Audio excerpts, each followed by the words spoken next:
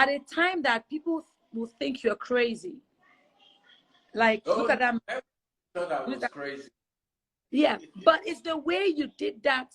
Yes, and Zoom time, like somebody said, Zoom time was a program you just want to watch. You know, you had this show, and the content was that kind of content that was just different. It was like watching Saturday Night Live or SNL, you know, like SNL.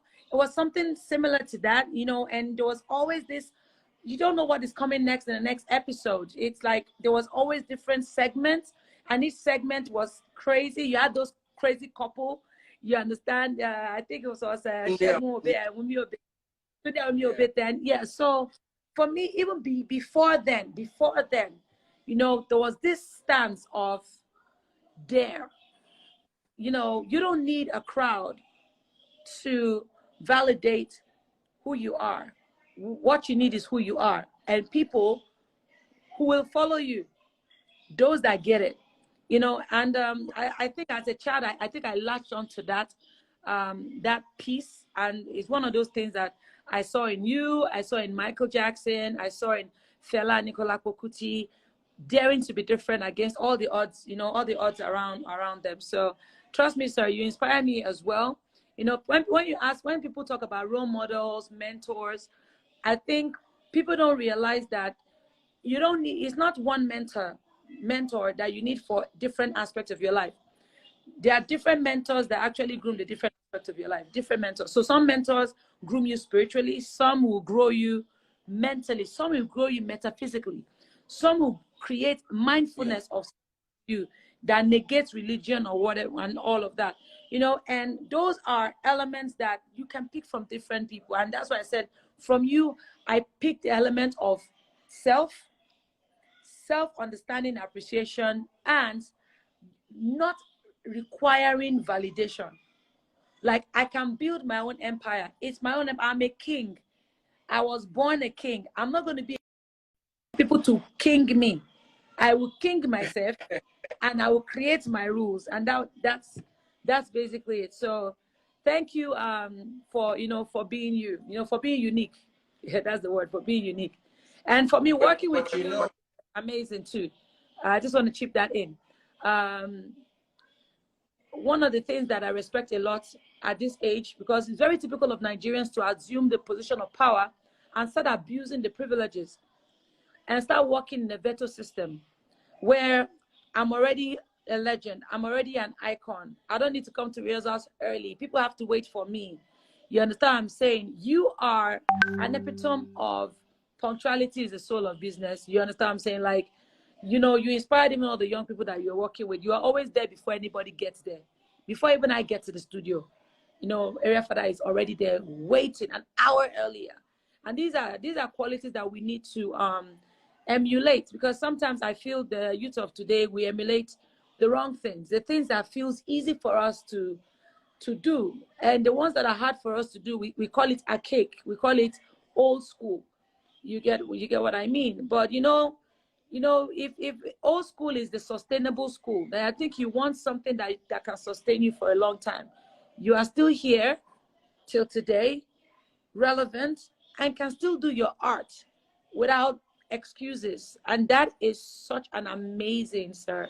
Amazing. So thank you for reminding some of us that believe in these things that we should not quit if people like you didn't quit. Thank you. Yeah. But you know where some of that comes from? It's first of all knowing who you are personally, knowing who you are, and feeling comfortable in your skin, having great faith in your own abilities. Okay, because if you know who you are and you're comfortable, you know, with who you are, it doesn't matter what label other people give you, because you already know. For instance, you know, I mean, my name is Charles Chukwuemeka Okuta. Why would I take offense if somebody calls me a James Iburi? That will not be my name, you know, by labeling me or saying I'm this, I'm that. I already know who I am, you know. So a lot of this comes from self-confidence. And that self-confidence comes from yes, you are controlling your own space, your own world. You know exactly where you're headed, what you want to do, and of course, you're open enough to learn. Because for me, uh, I've been privileged to meet people like you, outstanding people who have picked one or two things. I've learned one or two things from. And I'm not bashful when it comes to, I mean, I can pick an idea from somebody of, Yeah. yeah, I'm not say, oh, because that person is from a lower cadre, or which, what does he know? No, no, no, no. Because we're all a student. And if I pick from you, I join to what I already know. That means I have two things now instead of one. So Yeah. it was really fun. I wish there was some behind the scenes that you can play so people can also look at what happened. Let me see. Can I play? Let me see if I can. Oh, it seems I can play stuff. I have some. I even have some pictures. Like, so you can see some pictures of the scene from the set. Oh, my battery is going down. Okay. Let me see. I can get some. Hey, Uriel. How you doing? Welcome. Let me try and get some of the footage I think I might have from the set itself. It was just amazing. And the way Akialabi also captured it is just beautiful. You can see some of the scenes. Yeah, that's my favorite shot. Look at that one. Look at Yeah, that. that's so beautiful. I'm going to get you another one. Let me see. Oh, wow. I'm trying to scroll so fast. Yeah. Look.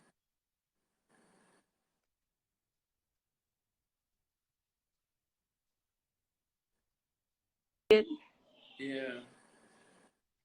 Look at this one as well. Such a beautiful picture. I'm like, look at this one, the table with the head. Ha. So Like, tell me something. What do you think people will what do you think people will be thinking when they see all these heads on the table? in Nigeria, a lot of people are very myopic towards art. And rather than try and look at things from a positive perspective, people are just going to automatically create their own perception. Hey, he's using human head. Why are human head on the plate? First of all, this human head on the plate can be interpreted like 40 different ways. Human head on the plate could be when the mind is misguided and is fed the wrong things. Human head on the plate, human head on the plate can be control of minds. You understand? Human head on the plate could be conquering of enemies. It could be like different things. So I've decided the perspective that I want to ride along. I don't want to ride along the perception of evil, like, can you hear me, sir? Network is kind of bad. Network. Can anybody else hear me? Okay. I think his network. Can anybody hear me? Okay, you can hear me. Okay, thank you. So I'm sure it's going to be coming back. Let me get area further back in.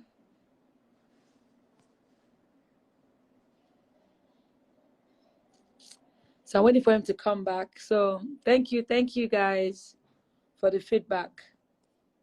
He's connecting again. He's back. He's back. Hello, sir. Yeah. So like I said, I have chosen my own perspective. I can interpret it in different ways. I don't see it from an understanding of anything diabolic. I see messages from that varies from the idea of human minds on a platter is more or less like saying people are being served the wrong things in their mind and they're just taking it all up.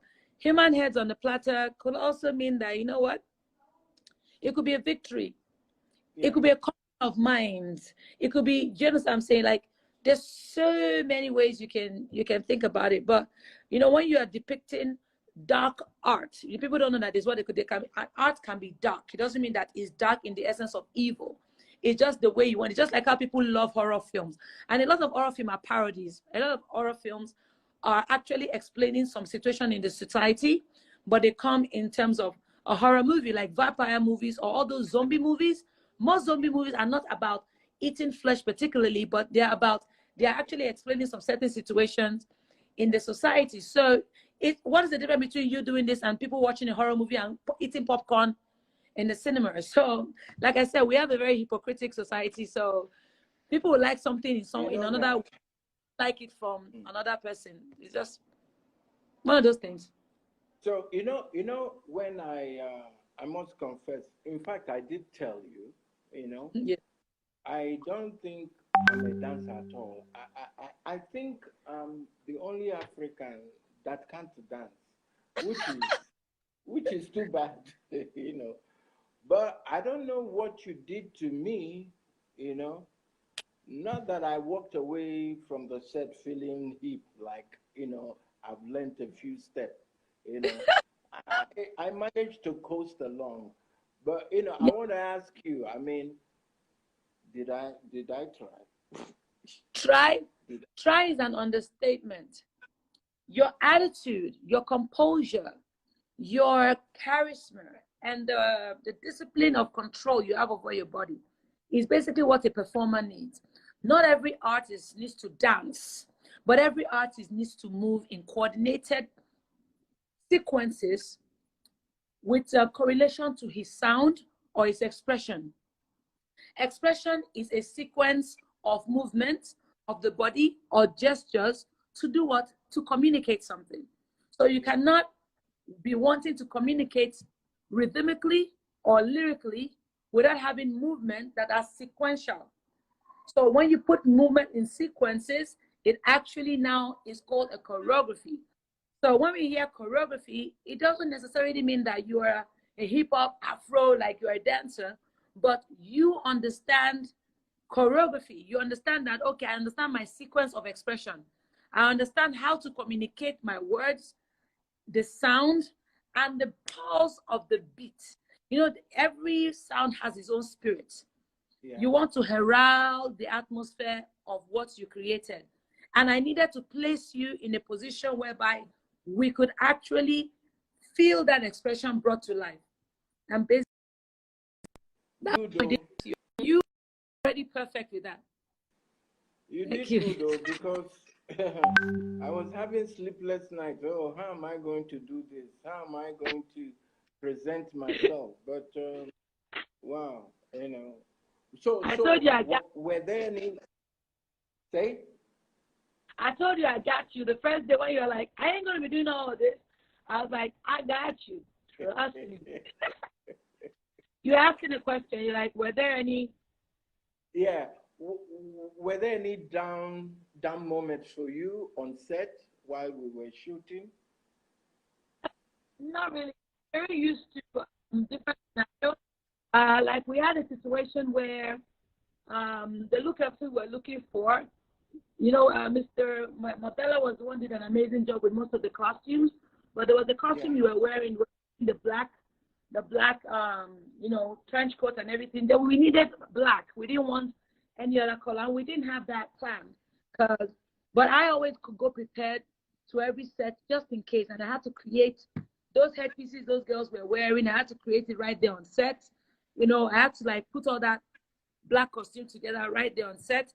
So that was just a moment of I need to get this done, which we didn't plan for, but I always plan for scenarios. But for me, it was actually a very smooth shoot. You know, it was hectic, but because we had thought out most of the scenes, it wasn't as bad as it could have been. So it was beautiful. Yeah, your attitude, your professionalism, I mean, just like a pro. So my question would be, I mean, you've been doing this for quite a long time, but how Yes, sir. many of the artists, the Yeah. A-list artists that you've worked with? Whoa, almost everybody. You can't remember. Almost everybody. And the thing is that the more they keep coming up, the more I get an opportunity to work with the newer ones, the younger ones, and even the ones that are holding the industry, pushing the bar. I always get a chance to work with them on and off as well. But practically work with everybody that has been anybody that has come out of this industry. I've worked with them one way or the other. Some have had a long.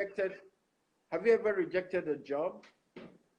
Yes, I have. Wow. On the basis of maybe like 3 reasons. One would be timing. Maybe I'm not going to be able to deliver on the job.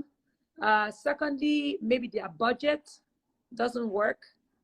Okay, so I'll be able to go and most of the time I'm very considerate. So for your budget not to work, it must be really bad, because I'm highly considerate when it comes to budgeting. And thirdly, maybe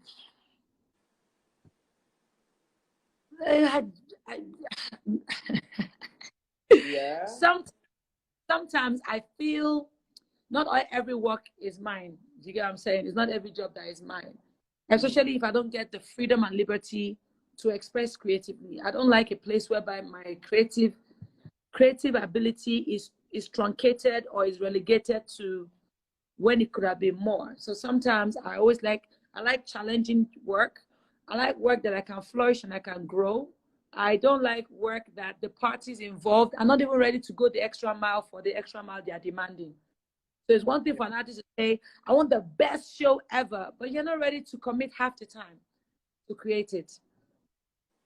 So that's one of the reasons.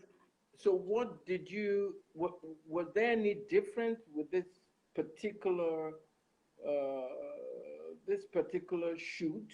Project. Was there any kind of different than the ones you've been? Very, very different. Very few people do what you do right now that are young musicians. What do you mean by that? Very few people are that committed. Very few people are that committed and that disciplined and that thorough. One of the few artists I know that are very thorough with their craft and their performances. People like Banky W, Flavor, P Square. You understand? Just to mention a few of them, that when I say like they really, really take it to the highest level of detailing, like, you know what's happening here, what's happening here, what's happening here. I don't like surprises. What is going on here? What is going to happen if it doesn't happen? What's plan B? What's plan C? Where do you need me? When do you need me? These are people that's the way they work. But a lot more, everybody go do the work. I just want to show up a day before the show. Carry mic and perform. Then you're not wondering why you're not connecting with your audience the way you should, So tough luck. I guess we all can be the same or do things the same way. So it's okay. So what are the other things in the horizon for you, apart from your dance school, apart from helping people like us to put our acts together? What are other things that you are involved with? Quite frankly, the business of dance is still a baby. So the exploration of options, of services, opportunities, and platforms is a big deal. And no matter how many projects I bring out in a year, it's not enough to cater to the enormous geographic rates at which young people are going into the creative space. And it is important that as much as we are training people to enter that industry, we need to be ready to expand the horizon on the platforms that they all can serve or they can be of service. So I am someone who has been opening the doors, opening the eyes of these young people that you can't just only be a dancer, you can also be a costumier, you can be a stylist, you can be a hairdresser, you can be a makeup artist for dancers. You understand what I'm saying? You can be a movement coach, you can be a stage content manager, you can be a graphic artist, creative artist, you can be, do you understand what I'm saying? So when people hear the word dancer, they are so limited to performing on stage alone. And the dancer is more than that. So when you're talking about my prospect is my Dance Boss project is to expand the horizon of entrepreneurship opportunities for the dance and creative industry. And that is a lot of work. That's a legacy plan on its own. Apart from that, I have my foundation where we created that to support creatives. So from school fees to training fees to during the COVID, we did a lot of paid work, sending food to different regions. So there's a lot that I do that is part of my life. I'm not doing it because I'm doing it because it's me. I'm doing it because even if I don't have any money, I'll still be doing it. Even if I'm not well known, I'll still be, doing it. So there's a lot of content I'm going into now for the new year. I want to dive into a lot of content and content creation because I feel there's a lot of me that people are not getting to see, and I want people to see as many sides of the grace that God has put in me as much as possible. Well, you've given a lot of scholarship to a lot of young people. Yeah. I mean, where is that coming from? The willingness to help grow people, to sponsor them, to do for them. Where is that coming from? That came from me going through poverty myself, me going through being out of school, me going through being kicked out on the road, no house to stay, me going through months and months of no food and having to eat probably only gari, which is not even regular, not every day. It's 101 or 0. Are you sure about this story? It Uh, don't look like you came it's from the problem. That was the problem. that neck of the wood. When guy is catching us that time, nobody's believing us because we are looking too fresh. And you know what? And that's the secret behind life. It's not food that nourishes you. It's your mindset. It's your mindset that nourishes you. The fulfillment and happiness of humanity is not it's not dependent on only the physical. It's also dependent on the mental, your spiritual state of mind, your spiritual wellness, and your psychological wellness is equally is strong enough to actually keep you together. And I feel that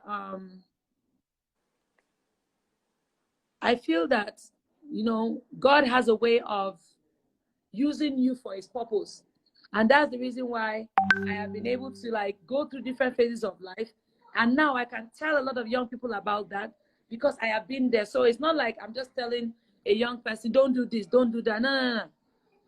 I've been there. And if I can fight it, the reason is, what about those that can't fight it?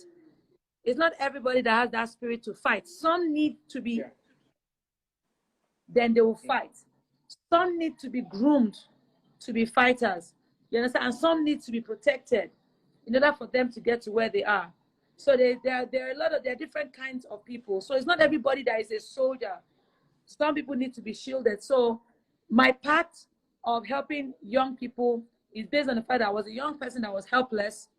And I know that God has to find a way to use me as a vessel to help other people as well. If you went dancing, what else would you be doing? Or if perchance, dance wasn't really paying off the way it's been paying off, what else do you think you will be doing?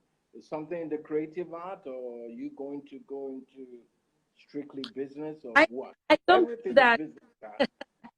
I believe that dance is just a tool, a bridge. Dance is not really who I am. Dance is what I have been able to it's a weapon I've been able to wield. So who really are you? Sorry? Who am I? Who really are you? You say dance is really not what I am. A king. I am a kingmaker. That's who I am.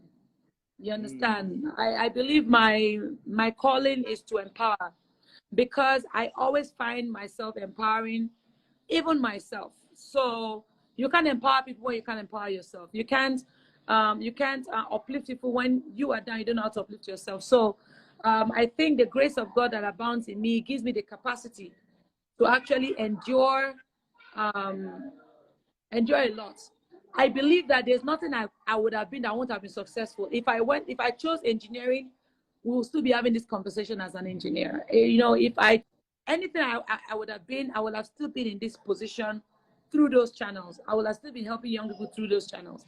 And I just feel that, you just need to latch onto something that God is going to use as a vessel to the harbor of your purpose. You got what I mean? And That's basically it. So it's like music, it is for you. Music allows you to communicate the things you don't like and the things that you like. Music helps you convey it. So for me, dance helps me do that. Wow, Kaffy, you're really spot on. You know, Yeah. and if there's any other project, oh, don't forget to call me, because me too, Even though me too, I want to explore. You know. I know I know you're that kind of person that will not chill. And you know what? We are not meant to chill. Like, man, see, God is amazing and He has created an amazing vessel. Sometimes, not sometimes, I believe that humanity is even insulting His creation. The way we are dependent on other people to progress, dependent on pastors to get our miracles, dependent on church, dependent on religion, dependent on government, dependent. We just want to be, we need to blame somebody for our state. See, the children of God, and they said there'll be pestilence and there'll be rumors of war, but the children of God will always thrive in the middle of all lack. I feel that once we find ourselves, we'll all do better. We'll all do better as human beings, not even as Nigerians or Africans. Like, as human beings, we are undermining the value of who we are, what we possess in us as human beings. And we're always looking for some miraculous magician to land it in us. And we should do like this before we realize that we actually already possess the gift to be. Every human being on earth is a God on his own because God is inside us. So we actually have the ability to create. We have the ability to speak into the universe. The universe is supposed to obey us. The universe is a system that has already been created for us to manipulate, to conjure, to work with, to, you understand what I'm saying? And man, God gave man dominion. He didn't give anything else, man dominion. So when you think about it from that perspective, that God gave us dominion, then what is it that is limiting us? It's conditioning. Conditioning. The lies. Too much conditioning. Parents will condition you. Society will condition you. Friends will condition you. Everybody's conditioning everybody. So what do you think about our religiosity and all the fake pastors we fool everywhere? What's up with For that? me, I feel every man will face his own judgment. So when God wants judge people, they join people judge. You know they they join people judge. Now single-handedly they judge. I feel that even the God that we serve is not religious. You understand what I'm saying? You understand? The religion is almost like saying, when I say read your book religiously, it's like a template, a created template, and you cannot box in. You cannot box in the ruler of a universe that lives outside time. God is timeless. God doesn't live with time. That lives outside time. I want to box him into a template. He will continue to manifest himself in different ways. That's why God is mysterious. Yeah. We can't hold him down. And I feel that religiously, to a large extent, there's a lot of hypocritic behavior. For me, or this is my opinion. This is not, everybody have their own opinion. I feel very funny listening to a church ask for 2 billion naira to donate for a building that they want to build to actually invite more members, rather than spend that 2 billion naira to actually change the lives of the people presently in that church. Like, I'm like, why do we need another building? Why can't we all gather that money and we know that we are all going to be beneficiaries of that money? Like, okay, there are people in that church that they don't even know how they're going to finish secondary school. They don't know how to finish university. Some need help. Some need professional help, maybe marriage counseling. So I feel church is a place whereby it's a society where people are groomed and helped and loved so that they can realize that God is love, an extension of God's love. I don't feel like you go to church and donate for another building to grow again. Why don't you make it a situation whereby God is so put into us that if we come to church, we are coming to church to fellowship, not to come and fix problems, not to come and look for miracles. Why? Because the church already is fixing the problems.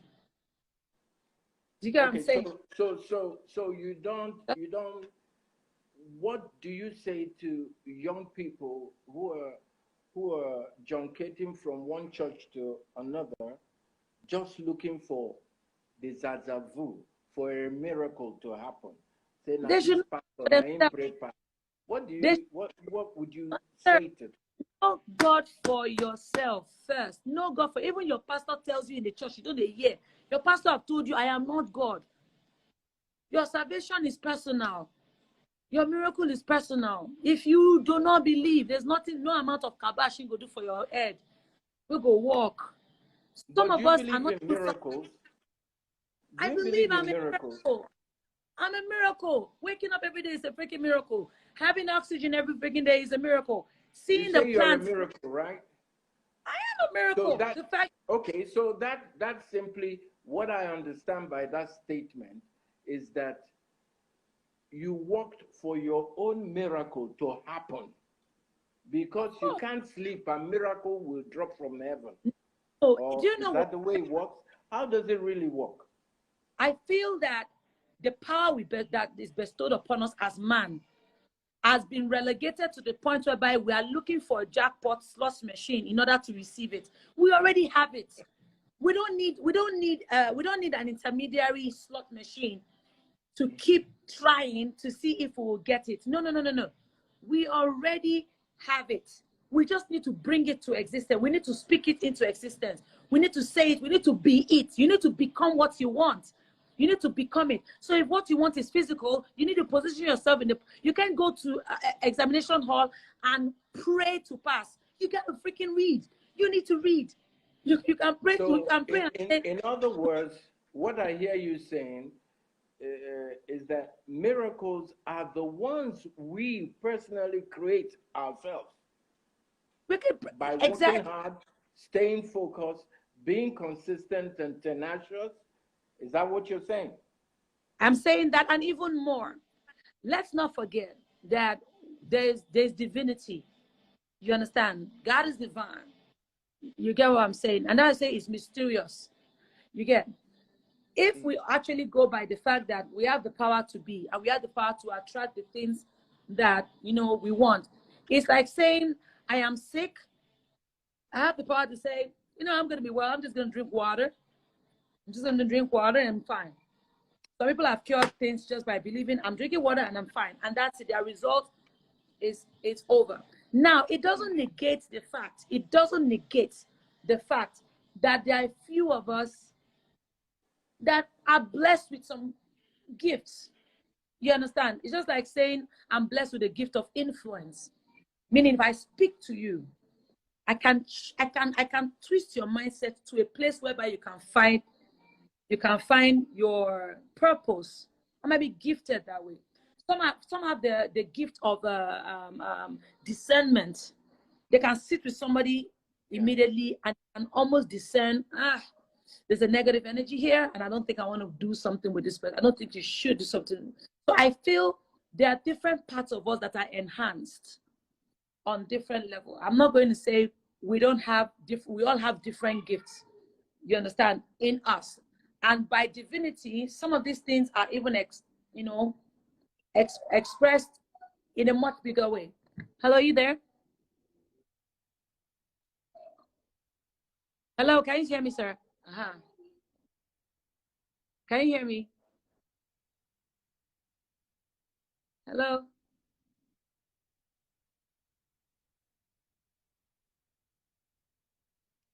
Okay, I can see you moving, but I can't hear you. I don't know if you can hear me. Uh-oh. You know what, sir? Maybe we go off and come back.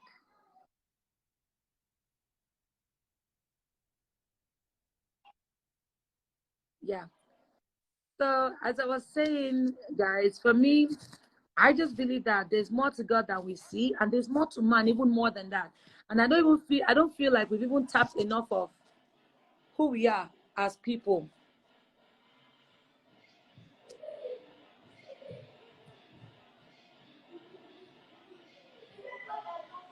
Uh, hey, Dr. Max, thank you. I'm waiting for your father to come back in. Okay, it's connecting. You Okay. there? Yes. Yeah. Now I'm back. Yes. Now, Yeah. you've been married for how long? Gonna be 10 years next year, June. How do you see marriage? Some people are not gonna, Is this your first time? people are not gonna like what I'm going to say about marriage. First of all, Is I this your first time? yes, yes, yes. Yeah. So, That institution of I feel marriage in Nigeria. in Nigeria that's even worse. Okay, let's start with what you personally think of marriage after 10 years. You think it's Okay. work? You think it's fun? What? I think it is I think it is whatever it is that you,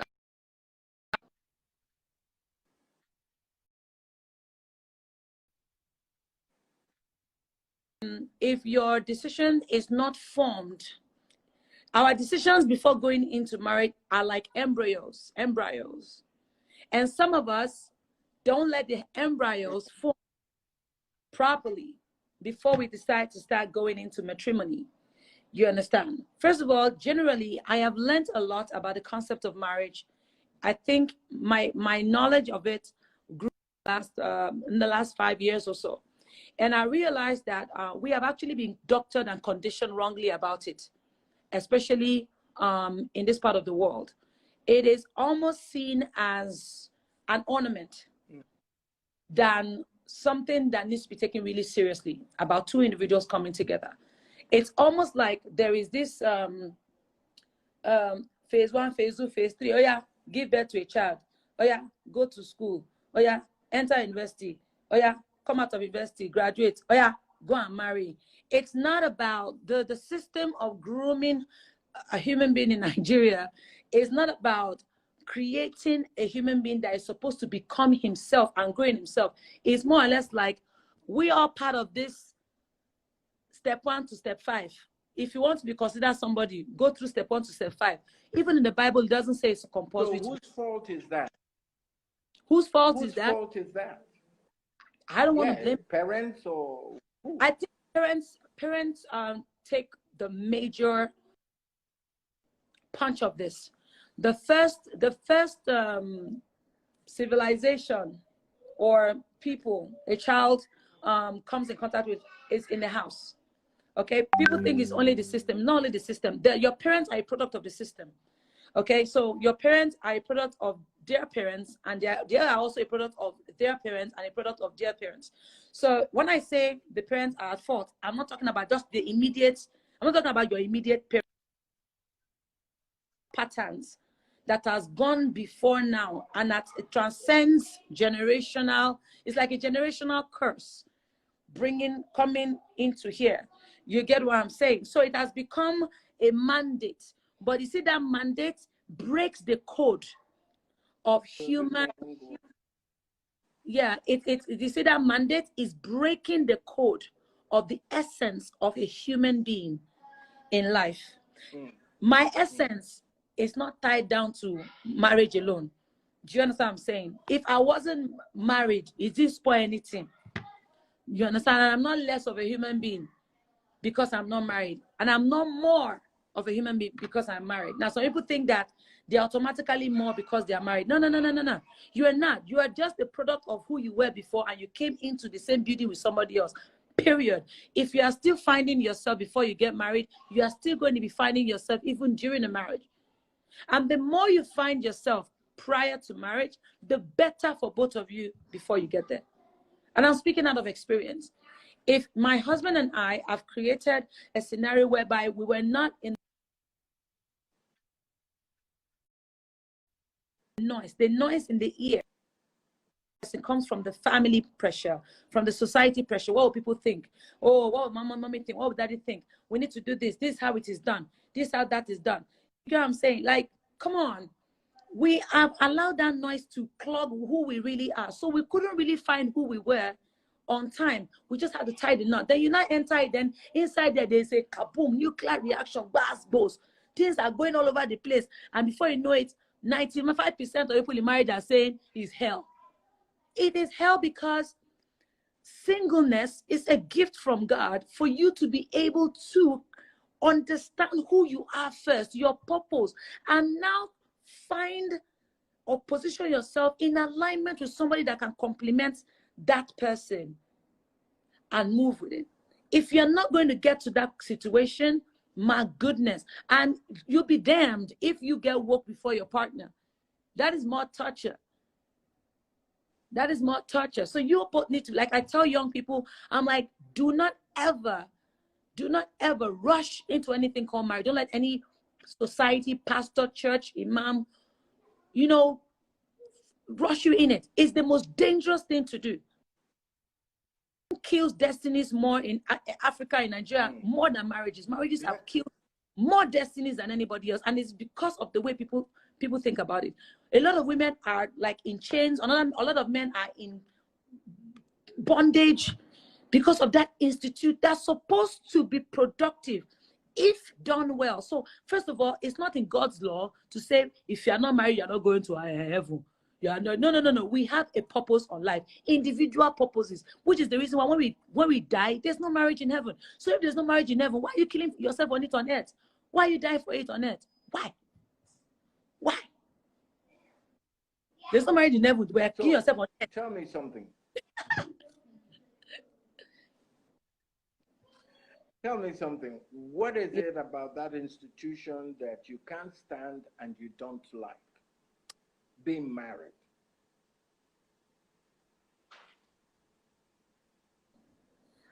I think can you hear me? Can you hear me? Yeah, go on. Yeah, I think what I think what I can't stand is what it's already preset in the expectation of what it is that it's supposed to be the outcome. It's like there's a preset expectation. Even when young people have realized that, okay, we have differences that we need to fix, some strongholds are still blocking that mechanism. These two people are becoming one. And you cannot interfere in any manner. That is even in the position of them making their decision of what makes them work. Do you understand what I'm saying? And I don't want to go, from the religious perspective. I'm saying, look, if a husband and wife say this is how they prefer sex, it is none of your business. It is, they both want it that way. But you have systems that say, but that's not how it's been done. It's not the two of them are agreeing. The Tower of Babel was able to get to the height it was able to get to because of agreement, not because of any religious thing, not because of any occultic thing, not because of the power of agreement. So the Bible said one shall chase 1,000, two shall chase 10,000. So it didn't say one is not enough. It didn't say singleness is not enough. In one, you are 1,000. In two, you are 10,000. We are all chasing 10,000 that we don't even understand. Is it by force to chase 10,000? You understand? Must you go for 10,000? We are conditioned to believe so. So one of the things I don't like is the fact that people are not allowed to morph in the relationship. And that is also because there's a deficit of information. How can two people morph when they are already robbed of information to be mindful, to become themselves, and to actually grow in who they are supposed to grow to become? They are growing as a result of what it is that they are casted to be, not what it is that they can be and they should be. So it is almost like going in circles when if I am to tell you and to pinpoint to you and tell you, I'm so sorry, this is what I don't like, it still traces back to what has been preset, what has been casted. Until you break that cast individually and you understand that together, before you can actually start becoming one, really, truly. I don't know, my opinion. So lastly on this topic, yes, what would you say ensures longevity in a marriage? What do you think? You've been married for 10.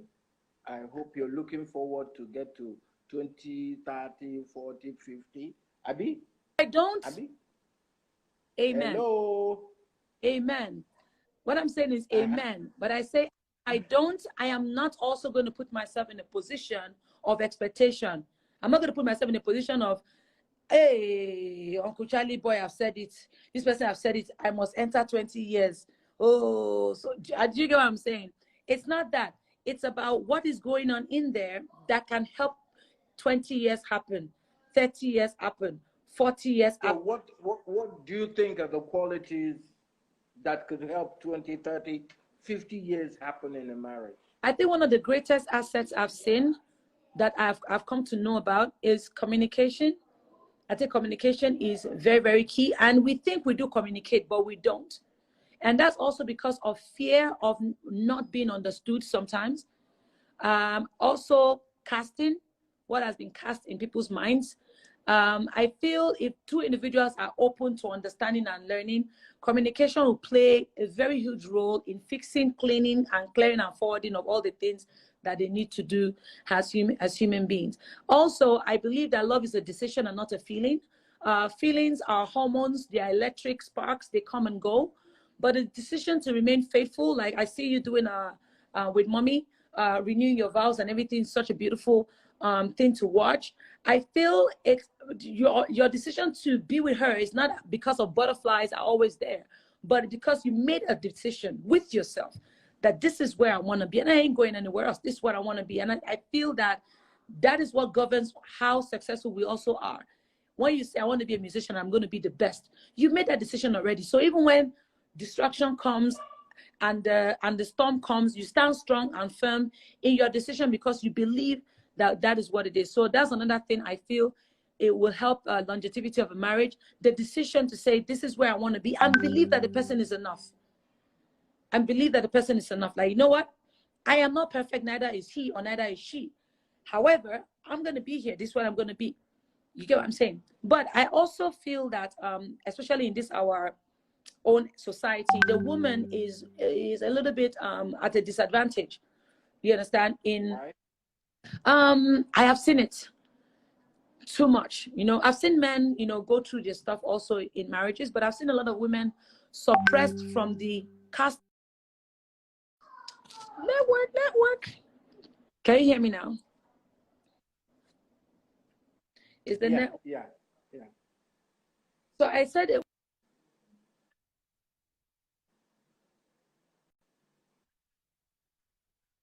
In nature, like the male in the culture is more domineering.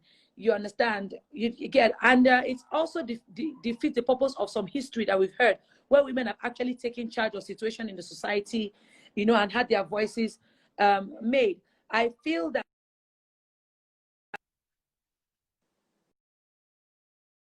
sort of don't talk, you don't have a voice, stay there for the kids.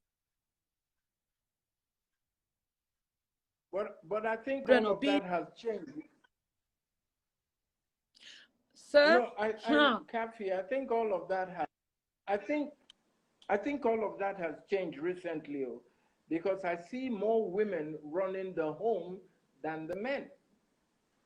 That's what I'm trying to tell you. Women running homes than men. More women are breadwinners. More men are not stepping up. It's not a choice of, I have a partner who just can't provide. It's not becoming I have to step up to provide because he's not. And not because he's not capable of, but it's what they call an enabling system. When you stay with an enabler, when you become an enabler to a situation, the person now feels like, I don't really got to do it. At the end of the day, the woman got it. The woman got it. The woman got it. You understand what I'm saying? Very few men are owning up to responsibilities right nowadays, and it's really, really bad. It's that bad. Even in my business, when I communicate with women that come and do fitness or weight loss, you know, this is where you always have a lot of personal conversations. It's like 1 in every 2 women, that's the ratio, has a situation whereby they are overburdened, they're overladen, they are exhausted because they are carrying the burden by themselves.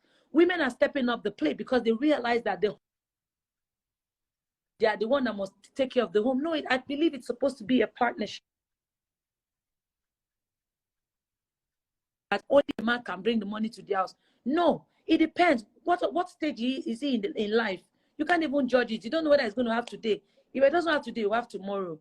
So that's why it's a partnership. One minute the woman can cover and shield the home. Another minute the man can cover and shield the home. But when one person does it for too long, far too long, it becomes you're taking advantage. Or balance it. Like sometimes I have conversation with my husband. I said, look, sometimes it's not about money. We need to balance it. Balancing it could be I'm out there making money. You are out there making sure that the children are fine. It's a balance. The next time you are out there making money, I'm here making sure the children are fine. We both cannot be chasing our tail at the same time. We cannot be chasing the same thing, because when we do, something is going to suffer. Either a relationship suffers, the family suffers, something is going to suffer. So we must look at, like I tell my husband, as I say, we must sit down and look at like board of directors. You understand? Sit down and say, let's start the things that are going on now. How are we going to solve it? Okay, who is going to take the chunk of this? And you go, okay, babe, you know you're the one that's financially buoyant at the moment, so you are going to be taking care of this. So I will look at this side and I'll be taking care of this side. Okay, we create a balance. You understand? Sometimes it will tilt. Sometimes it will readjust. But it is the understanding of knowing that you are in it together and not one person is supposed. There's nothing like supposed to. We both have our supposed tools, but sometimes our supposed tools overlap because of reality, lifestyle, what is going on right now. So a man is supposed to provide, we know, but if he's not capable of doing it, he can actually provide another way, probably with his time. He can provide with his time. He can provide with his, you know, what he can do to support where the provision is coming from. You get what I'm saying? He can learn something that he needs to learn to kind of like cushion the fall. You get what I mean? And it's the same thing with a woman. If you have a man that is working tirelessly, bringing home the cheddar, try and be the manager of the fund, or try and be the duplicator of the money. Okay, you know what? I'm going to make sure I'm not spend money, but he's making it. Because it's not, just like I told you the other day, you're not just here to teach people how to move their body or move their leg. You're a teacher. You're a teacher, and you said so many profound things, and I can't help but agree with you on all scores, you know. But lastly, because I know time is checking out on us, Yeah. you know, as a Nigerian, you know, do you think the salvation of this country lies in the hands of our leaders or the outstanding young people? Because I've met a few. I've met more than a few. Yeah. Okay, so in whose hand lies the salvation of this country, really? Okay. First of all, there's a badness out one at a time. So I think it's not a day's job. It's not a year. It's not 10 years, not 20 years, but it's something that is very achievable. But I think one of the major things the youth actually need is a mindset or reset, orientation.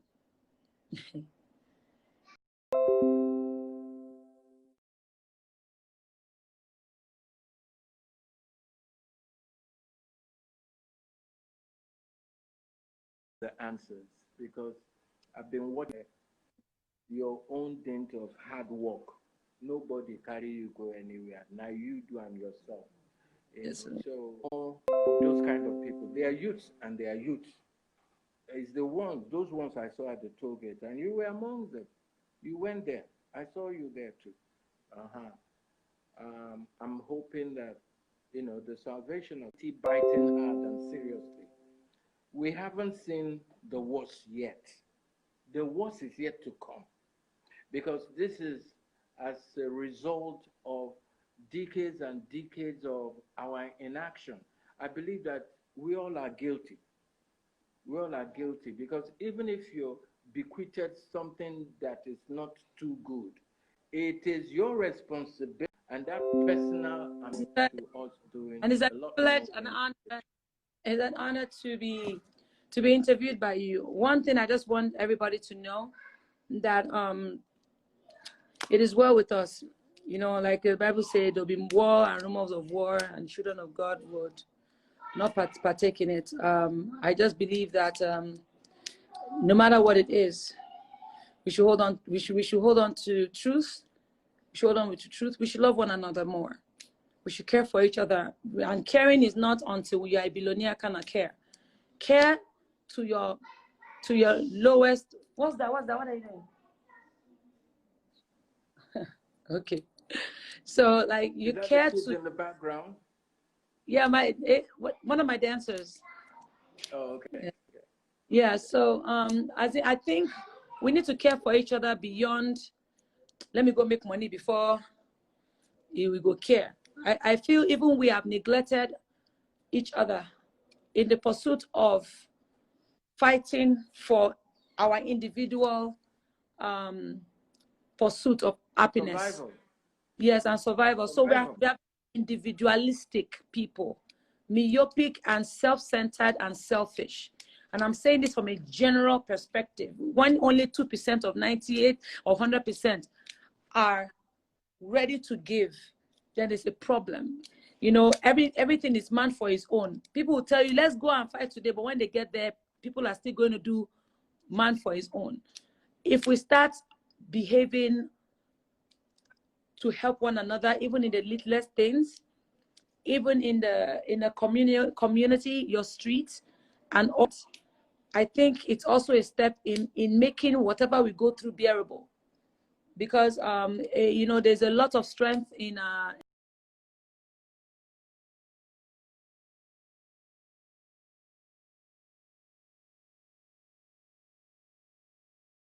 love. There's a lot of strength in love. So no matter your, like somebody said, no matter your class or whatever, even your house help, your nanny, your maid, your security, even people you meet on the street, you have 5,000 naira, you don't know what to do with it yet.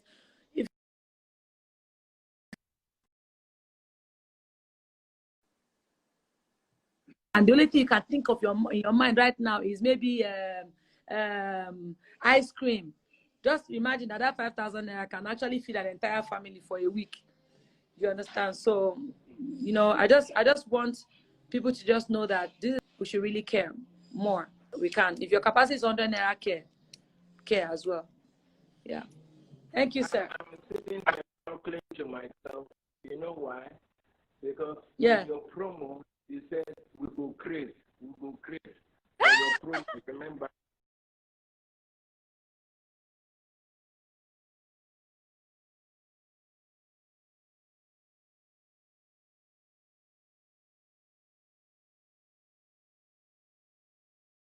Those mad people, you know, you're demonic. And I said, okay, maybe not your Judubari Bana, they take all of demonic. It's all good. It's all good. So once again, I thank you very much. Thank you. I've been duly informed, and I hope that all the people who have been listening to this, at least they can take something away from all what we said today. Yeah? Yeah. So, your parting words, my dear, what are you telling us? So, I'm saying my parting word. My parting word is love yourself.